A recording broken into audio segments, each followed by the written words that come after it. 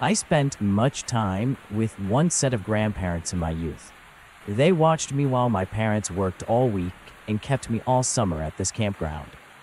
I've been coming there and staying all summer from the ages of 2 to 13 and have had many fond memories. There is one, however, that has stuck with me over the years. On this particular occasion, I was 6 years old, and my best friend, who was 8 years old at the time, was spending a few days with us at the campground. We only stayed there weekdays since my grandmother worked double shifts all weekend. Therefore, the campground was sparsely populated Monday through Friday, since many people only have off work and camp for weekends or holidays.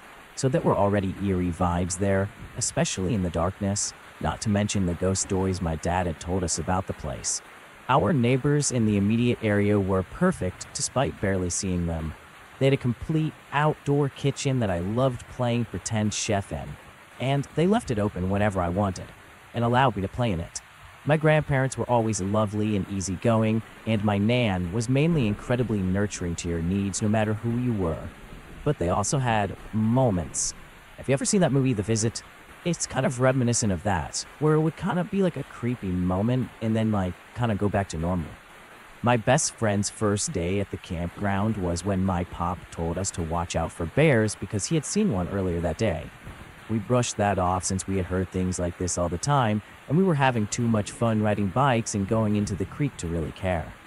Night would soon come, and it would get really dark really fast. My best friend and I are playing in the outdoor kitchen that I mentioned before. Out of nowhere, we hear this low growling and moaning sound, which gets much louder as something begins tearing at the tarp cover, acting as if it was a kitchen wall. We all know that reasoning shuts down the limbic system and overrides during threats of survival. The fight or flight response takes over, if you will. It seemingly happened in an instant.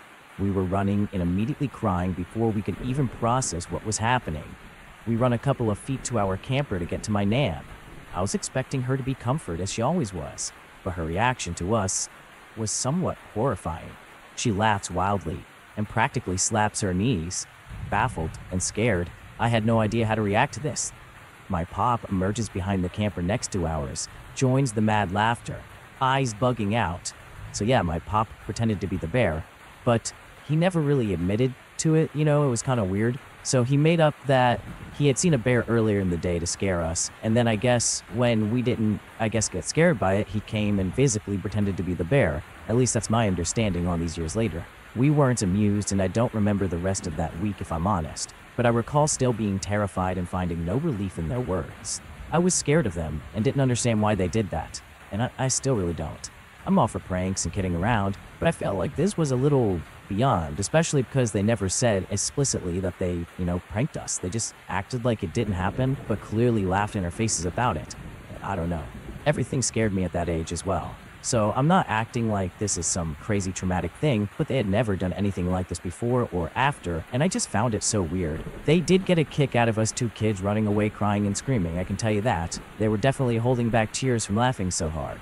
Looking back, I felt like it was alarming. They never really apologized or, even paid much mind to the rest of my friend's stay, but they would laugh heartily whenever we brought this up, I don't know. I'll likely never get any further elaboration from them, but, I thought this would be a cool story to share.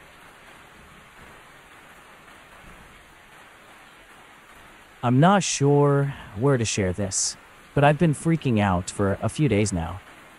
I would love any advice anyone may have. I want to start by saying that everything that I'm about to talk about is absolutely true. And if you don't believe me, that's completely fine. I live in a woodsy area in the northwest of Ohio. My house is about a half a mile in the woods, down a long driveway, and my property is surrounded by trees from each side, except for the back, which has a field that alternates soybeans and corn every year. We're just a few minutes away from a very small village and about a half an hour away from bigger towns. I just wanted to give some background into the area before I say what happened, in case that helps at all. I've had some weird stuff happen before. I've encountered what I think are not deers. Once, there was one in my yard walking around apple trees, which isn't uncommon, but the thing was huge and absolutely ugly, and it just looked all wrong. There was also one next to a country road I was driving down with my friend once. A few years ago, I was dog sitting for some friends. I never had a dog at this point, but I did have some experience watching them. So I was out walking this dog near the field, and he turned around as there was a huge splash in our pond. He started growling and eventually howling. Other than that, the dog was really friendly, and I'd never heard him even growl before. I joked saying it was a frogman, like the Loveland frogman, but I ignored it for the most part. Last year, my family got a dog of our own, and he's a hound dog, so he chases and barks at pretty much everything. But sometimes, he gets weird about the pond too, and he'll growl and howl at it. He doesn't really growl other than that, and I have no further explanation of what is happening over there. But the incident that I came here to share about happened only a few days ago. This year is a corn year in the field behind our house, which I always hate because I can't see past the first couple of rows, and I've always thought that is pretty creepy. Before crops are planted, I like to rock hunt and metal detect in the field, surrounding the couple of woods scattered throughout the fields. There's a big creek that runs through it too. I mainly stick to the field directly behind my house because I don't have to wander out too far. The farthest out I've ever really gone is probably about a mile. A couple of days ago, I was out with my dog, walking along the line of dirt between the trees in the back of my property in the field, when my dog started growling at the corn. It obviously scared the hell out of me, and I was yelling at him to stop. When I was little, we would get coyotes around there all the time, so I figured it was more than likely a coyote. Since I didn't want myself or my dog to get hurt by the coyote, I started walking back to the house, but my dog just was not having it. He was pulling on the leash and baying and howling and losing his mind. He doesn't usually bay, and he doesn't howl unless there's a squirrel that's treed or something. So the fact that he was just screaming into the cornfield really freaked me out. We started walking again, and then I heard what sounded like a meow come from the corn. I was like, okay, it's just a cat, cool. But I have a cat, and there's plenty of barn cats that cross our property, and my dog has never once lost his mind over a cat like that before. So I keep tugging on his leash, and I'm like, dude, let's go, you're freaking me out. The cat keeps meowing, and it's getting very uncomfortably loud for a cat. It sounded like it was a lot closer than it actually was. And then this cat thing started growling, but it sounded more like a big dog, like these were massive growls. Then the corn started rustling, bigger than what a cat would ever be able to do. Luckily at that point I was just about to my backyard, and the growling kind of developed into what sounded like a yell or a scream from a human being. I was dragging my dog at this point. My dog was growling, his hair on his back sticking up. I was scared and shaking. I was absolutely terrified. I went back to my house and told my family what happened, and they were just like, okay, cool, whatever. But I was nearly in tears. It was scary. Again, I don't know if this is the right show to share this on, or if anybody will find this scary, but to me, in that moment, I was absolutely terrified. Nothing like this has ever happened since. Not that I wanted to, but if anybody has any explanations or advice, please let me know in the comments down below.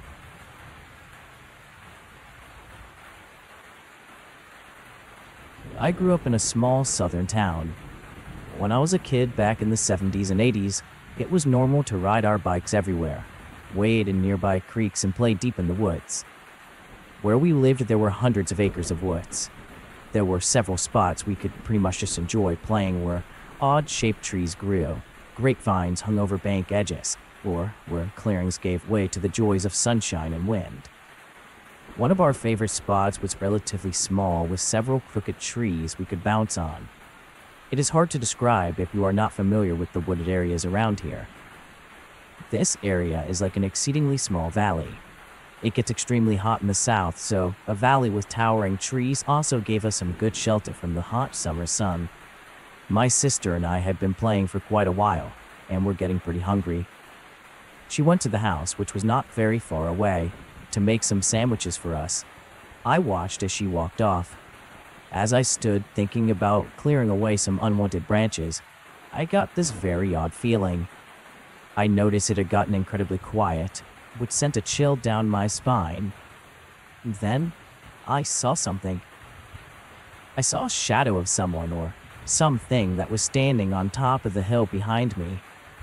And at first, I thought it could be the owner of the property, who was kind of an elderly gentleman. He was normally nice, but he was not this tall nor this slim, and he would have spoken to me, I'm sure of it. Now, as a 10-year-old, I had learned that if I closed my eyes upon seeing a scary thing, it would be gone when I opened them. Maybe this sounds odd, but when I did this, either what I saw became explainable or simply would be gone and filed away as a figment of my large imagination. I closed and opened my eyes. The shadow remained. My heart was racing. I was frozen. Again, I closed and opened my eyes. The shadow remained. I noticed it moved its arm slightly. I continued to close and open my eyes, but this shadow was very real. I felt it stare. I have no doubt that it was watching me intently. After what seemed like forever, I heard my sister walking back. I watched her as she made her way back with the sandwiches in hand. She was talking, but when she saw me, she stopped and asked what was wrong. I looked down again at the shadow, but it was gone.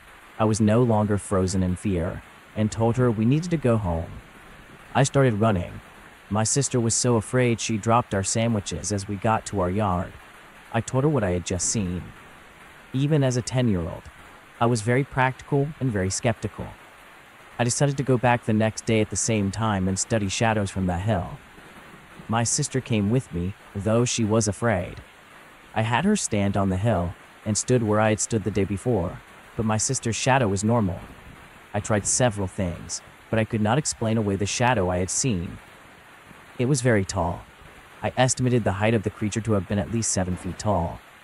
I have seen a lot of strange things in my life. I can find logical explanations for most of them, but I know the shadow I saw in the forest that day was real, and it was not a human. I never saw it again, but I will never forget it. To give a little backstory, I honestly tend to keep to myself. Except, I have to share this story, because something out of the ordinary is happening to me. I live where it's uncommon to see wanderers or any sort of travelers. I barely see anyone, except for the occasional funeral of an old friend. I like to consider it a safe and peaceful area to rest.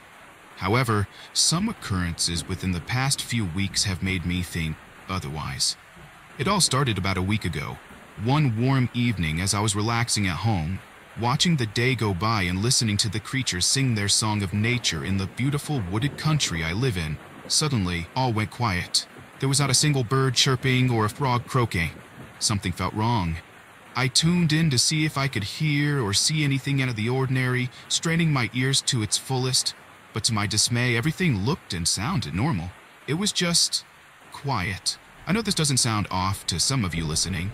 However, this was just wrong for where I live. There was always noises of nature, always noises of something, whether it be the wind, the bugs, the dirt, even the grass. A few days had passed, and all was normal until I had just finished cooking dinner, and went up to rest for the evening. I was looking out and listening to the song of nature again, and suddenly, you guessed it, absolutely everything went dead silent. I almost brushed it off at this time again, but I started considering maybe it was some sort of predator. And there can be bears and such in the area from time to time, so I wasn't too worried. Once again, as I listened closely, trying to tune in to the nature around me, it was eerily silent, almost unbearable, if you will. That was until I heard it. It was a distant chattering sound. I sat and focused for a minute, trying to see if I could pinpoint where it was coming from. Honestly, it sounded like it was coming from everywhere. I waited through another few seconds of silence, and that's when I began to hear leaves crunching like something massive was moving. Living in the country, you can tell the difference between humans, animals, and anything else walking in the woods. This was definitely some sort of human, or at least a bipedal creature. I felt a strike of fear go through me as I nested down and tried to get out of sight. Now, my house is not very assuming. It's built into the woods, can't really notice it unless you pop up on it, I noticed after some time that he came up onto my house, and I noticed he was wearing a strange outfit. It honestly looked like some sort of homemade ghillie suit, like he was trying not to be heard. The chattering stopped, and I noticed whatever this person was doing was making the noise with their teeth. So they were chattering their teeth essentially, which sounds honestly awful. I began to hear a banging sound, and I wasn't really sure what they were doing, but it looked like whatever they had in their hands, they were banging against a tree. I began to kind of squeal in slight fear. As I said, I'm pretty introverted. I'm not really like a super tough guy. I can take care of myself and survive off the land, but confrontation with people is not something I've ever really been that good at. Eventually, they got closer, and I noticed what was in their hand was actually some sort of machete/spear type thing. Honestly, it looked like he had a PVC pipe that he had spray painted and somehow mounted a machete on it. It was pretty janky looking, if I'm honest. This guy noticed me, and started shouting at me and doing more of those loud chatters with his teeth. At this point, I began to black out, absolutely terrified.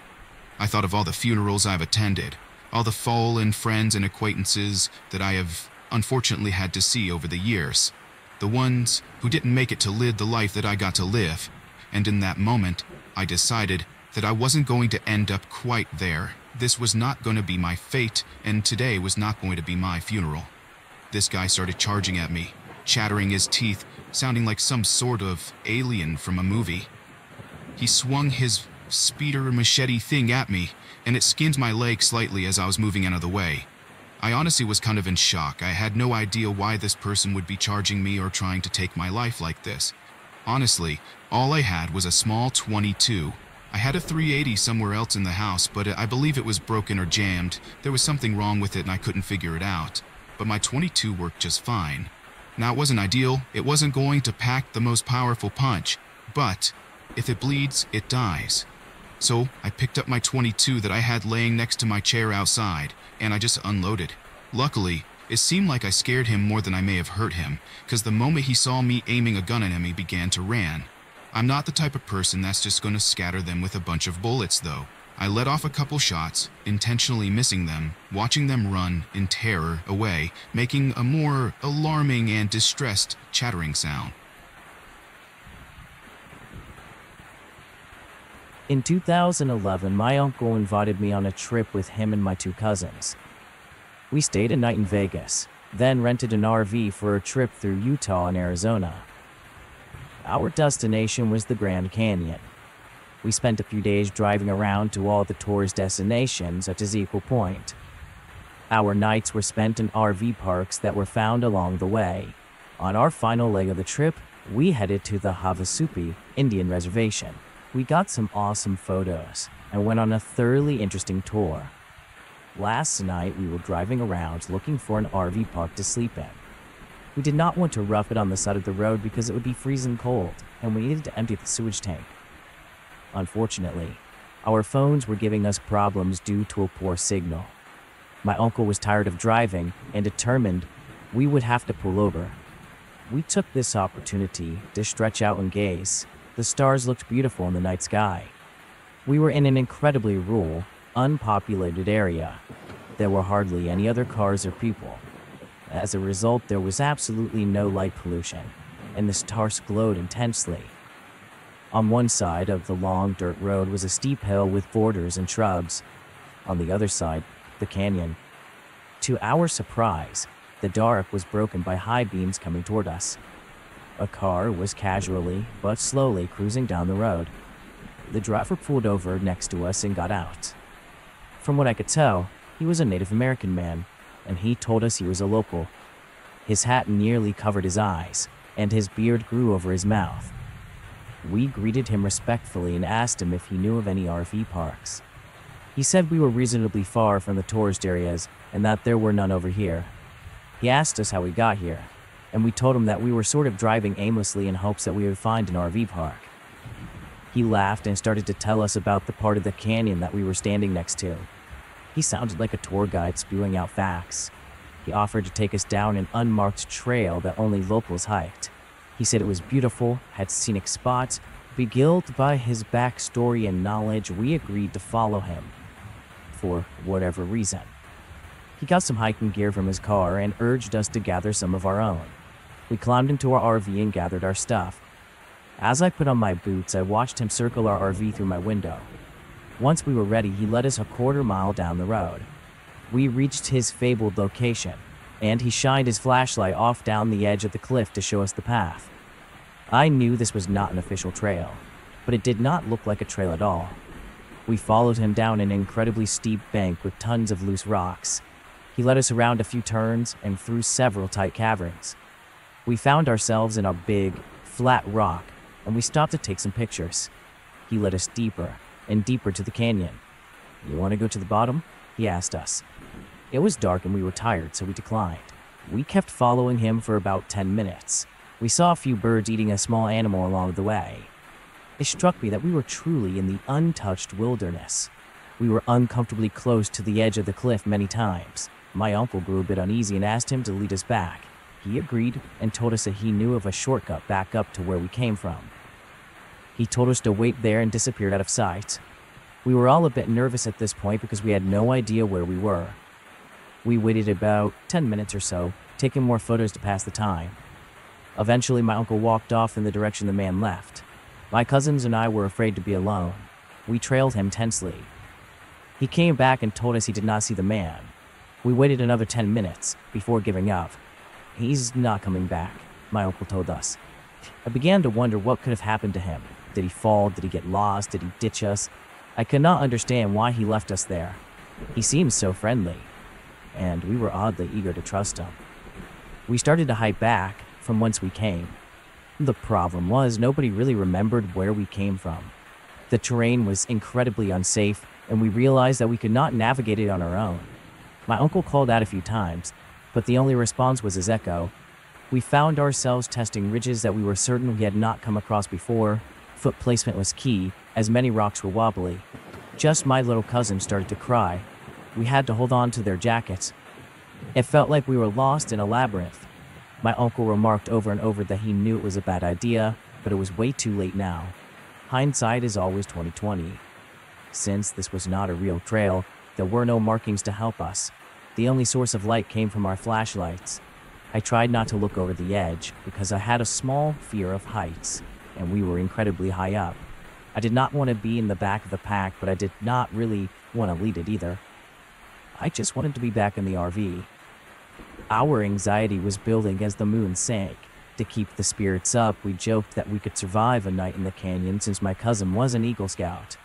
However, we were merely trying to take our minds off the situation. Finally, after what felt like forever, we found ourselves on that same big flat rock. We recognized the series of caverns we crossed through and climbed back out. It was a relief when we got back on the dirt road. We walked towards our RV, looking for the man as we staggered on.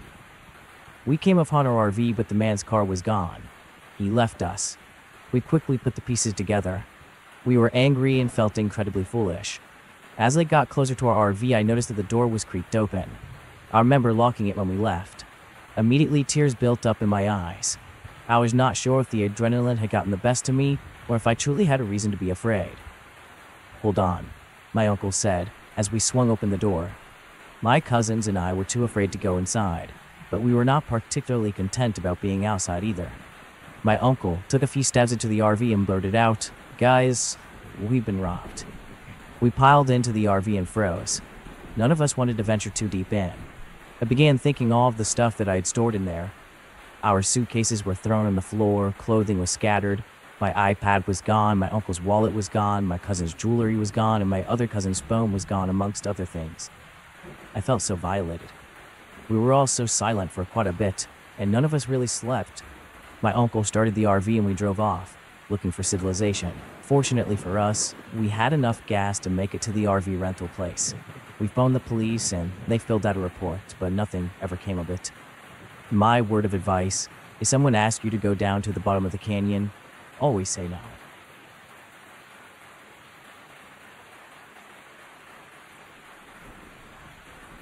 When I turned 13 years a few years back, I invited about 8 friends to go camping with me. The campsite was near a large forest with giant trees and many bushes, and you can already tell where this is going. The campsite was on the water, so we spent the 2 days there swimming, biking, and exploring the woods nearby. On our first day there, we were biking around to the other campsites when we found a group of kids our age. There were about 3 of them. Instead of getting along, we got into a big argument, which caused a war between our 2 groups. At one point, one of the kids in their group threatened to hurt us with his dad's knife. This made us leave and head back to our campsite, as it had deeply disturbed us and made us uncomfortable. That night was pretty typical. We forgot all about those kids and roasted some s'mores. My mom and dad went to bed at about 10 p.m. They were the only supervisors we had on this trip. They told us not to stay up too late or make too much noise or to leave the campground. As we were messing around, I saw something in the corner of my eye. Honestly, it kind of looked like the shape of a human on a tree line near our campsite. I asked my friends about it and told them to look. We decided to look more closely and try to discern what it was. As we approached, we could tell it was a person. The thing is they weren't moving and they were standing dead still. As my friend, for the sake of this I'll call him Matt, said that he was getting uncomfortable, he wanted to try to get next to the figure. He said that he could tell it was a man for sure. We were all perplexed by this, and were kind of scared and didn't want him to try to go confront whoever or whatever this was. My first thought was honestly like, why would anyone put a mannequin out here? I'm trying to figure out some sort of rational reason as to why this person, figure, thing would be standing there so still without making a single noise or movement. As we tried to figure out the answer, we began to hear movement around us, coming from the nearby bushes. We decided to dash back to camp, and once we all made it, we got into our tent and kept watching to see if anyone was coming. There was a point where my friend Brody saw a figure in the tree line moving. I caught a glimpse of it as well, but I'm unsure if it was a person or what it was. We kept taking shifts of sleeping and watching for people.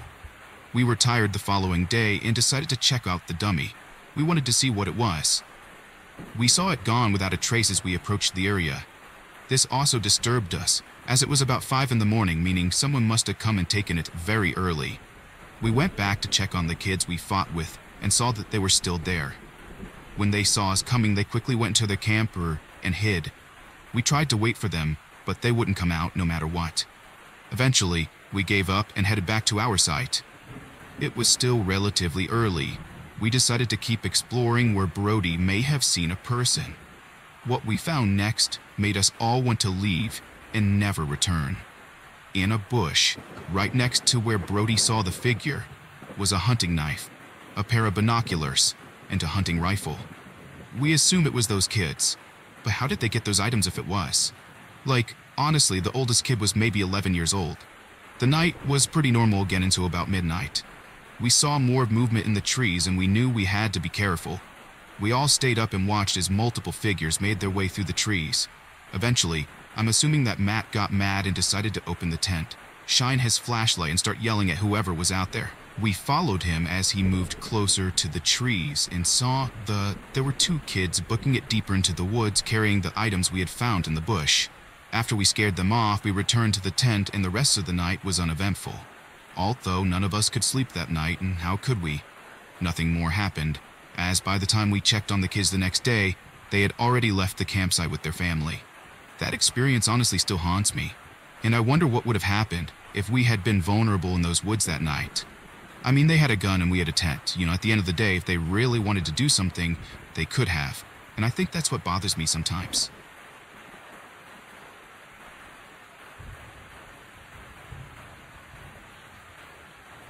"10 years ago, I, a male in my early to mid-40s, had an unusual experience.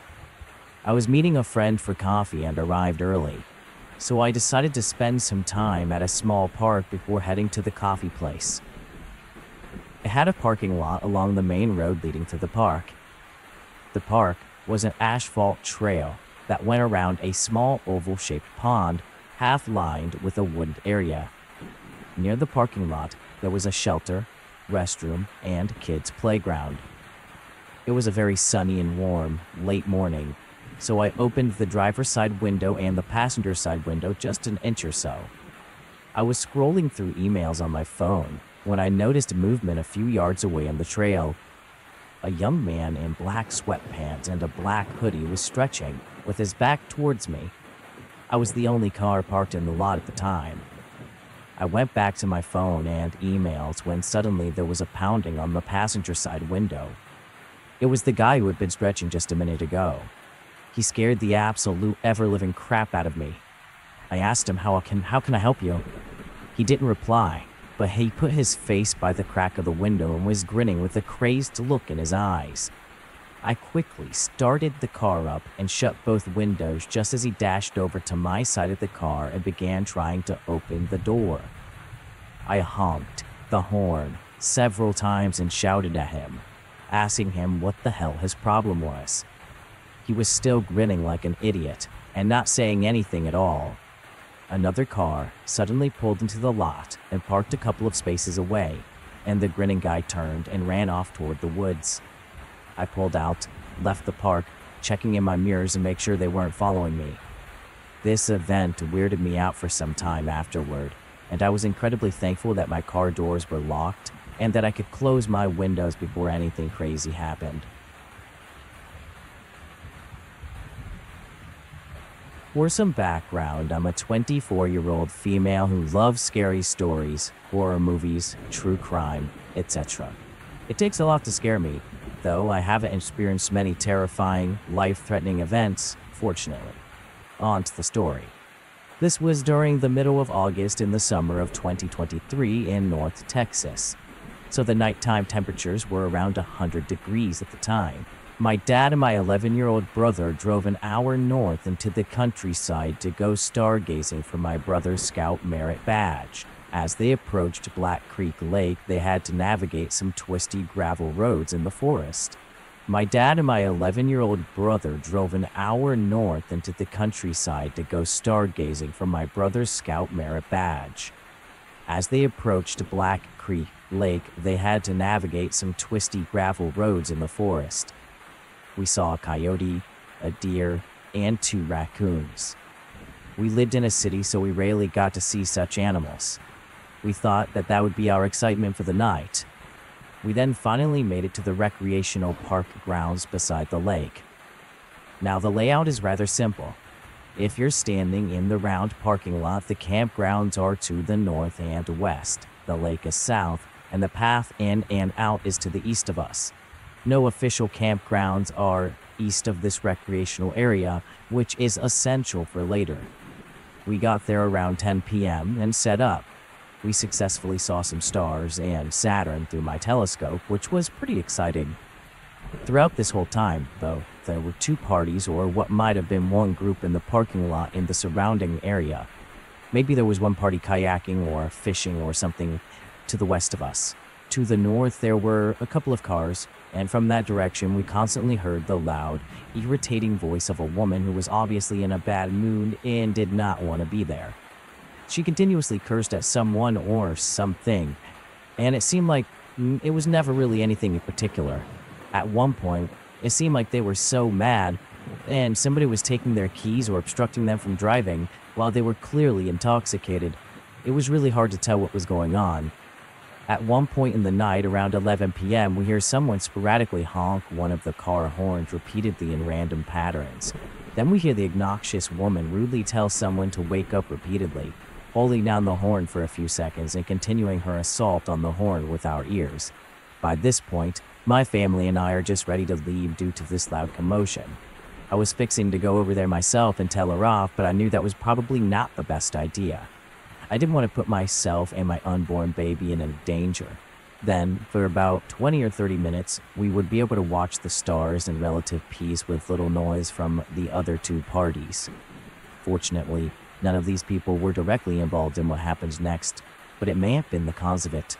We packed our stargazing stuff just before midnight and got in the car. Now, the gravel path to the exit is up a slight hill or slope, meaning from the parking lot, you can't see past where the path goes up and around a couple of trees. We drive up the hill, and just as the headlights come back down to illuminate the path in front of us, the trees to our right side, we see a man wearing only black shorts and no shirt. The timing is straight out of a horror movie. suddenly seeing someone out of nowhere. He is in his late 20s or 30s and has short dark hair. Just as the light hits him, he was standing and walking right to the car, in front of us at a very close distance, only a couple of feet away. Upon seeing us, the guy had been walking in our direction and quickly raised his arms and flips us off with both hands. Then he runs off into the woods sporadically. He was raising his hands and arms quickly and loudly, saying something, expressing anger. It was hard to hear what he was saying since he was running away. I remember asking what he was doing, but everybody said, "Nope, we're getting the heck out of here." I knew that this was not a situation where we needed to stick around and ask questions. It freaked me out a little imagining what would have happened if that guy had reached the car a few seconds later if we hadn't sped off. I'm not very familiar with my dad's car, and it scares me that I might have ended up pressing the wrong button to lock my door. The guy could have opened it and done who knows what. We left and nothing else really happened.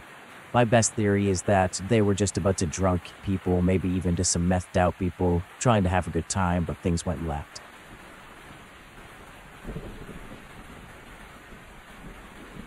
I used to live in northern Washington state, having moved there from the Midwest for work. The town I lived in was big enough as I had a university and was close to the Canadian border, but not very populated and mostly rural, forested, and mountainous. Like the Midwest where I am from, there is a good amount of wildlife there. I would see bald eagles, owls, hawks, raccoons, deer, and I would see cougar prints on hiking trails. Thankfully, I never crossed a cougar's path that I know of. In the Midwest, I have seen plenty of deer. I cannot throw a stick without hitting one. Black bear on several occasions, and even been terrifyingly close to a moose once on accident. I am telling you all this so you know that I am 100% sure what my brain told me at first was a deer was not a deer. On the night I saw it, several years ago, I was heading back to work at around 11 p.m. I had been working the overnight shift for several weeks at this point, so was pretty used to the weird time of being at work. I was not especially tired and had already been away for more than an hour, getting ready and had a cup of coffee in me. My commute consisted mostly of driving through flat land, since it is near the coast, with lots of trees broken up by some small fields. The road is lit with street lamps, but not enough to always be well lit the entire drive. I was coming around an unlit bend with a field on my right and a thick, treed median on my left. I saw a deer walking away from the road in the field, so I immediately let my foot off the gas and looked for more that might be coming out of the trees. Rarely did I ever see a lone deer. Always at least 2 or more, sometimes as many as 10 crossing together. The deer was far enough ahead still walking that I looked back at it again as I passed by. As I passed it though, I realized that it was not a deer at all. It was just very wrong. I really do not know how else to describe it. It had stopped in the field, and it just was not a deer anymore, or anything like a deer. I think it was bigger than a deer at the very least, and I felt like it was observing me as I passed by it. I had that sinking feeling in my gut you get when something dreadful was about to happen. But I went past it, stepped on the gas, and got back to above the speed limit while gripping the steering wheel with all I had. Nothing dreadful happened, luckily, and I got to work just fine. I have moved to a different state now, but I used to always look out for that not deer thing whenever I drove by late at night. I have no clue what I would do if I saw it again. It was not the only weird thing that happened to me there, but it is the one I think the most about.